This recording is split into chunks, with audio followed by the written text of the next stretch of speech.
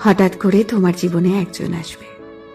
সে তোমার কথা বলার সঙ্গী হবে, তোমার সব দুঃখ কষ্ট ভাগ করে নেবে, তোমাকে সাহস যোগাবে, তোমাকে ছোটখাটো বিষয়ে যত্ন করবে, তোমার যত কষ্ট কথা বলার মলম দিয়ে সারিয়ে তুলবে, তোমাকে রোদে পুড়তে শেখাবে, বৃষ্টিতে ভিজতে শেখাবে, দিনের পর দিন রাতের পর রাত তোমার সাথে কথা বলবে, সবচেয়ে বড় কথা তোমাকে নতুন করে বাঁচতে শেখাবে।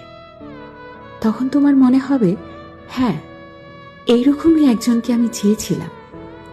অনেক বছর অপেক্ষার পর আমি তাকে পেয়েছি, আমার পাশে আছে একজন।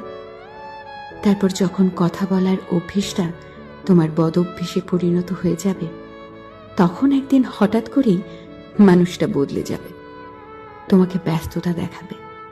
সারাদিন অপেক্ষা করার পরেও একটা মেসেজ বা কল আসবে না, তুমি বারবার ফোন চেক করবে, কিন্তু তোমার অপেক্ষাই থেকে যাবে। প্রথম প্রথম 2-1বার কল করে তোমাকে বোঝাবে সে নিরুপায়, তার জীবনে খুব ব্যস্ততা, তাই সে সময় দিতে পারছে না। এরপর আস্তে আস্তে সব যোগাযোগ বন্ধ হয়ে যাবে, তুমিও বুঝতে পারবে সে আর তোমাকে সময় দিতে পারবে না। তাই তুমিও মেসেজ বা কল করে বিরক্ত করা বন্ধ করে দেবে।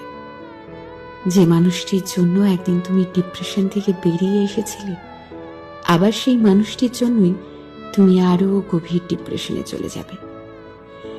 তখন মনে হবে আগের তুমিটাই ভালো ছিলে, আগের একাকিত্বটাই ভালো ছিল। জীবনে একা থাকা খুব সহজ, কিন্তু জীবনে কেউ এসে চলে যাওয়ার যে একাকিত্ব, সেটা বড়ই কষ্টদায়ক।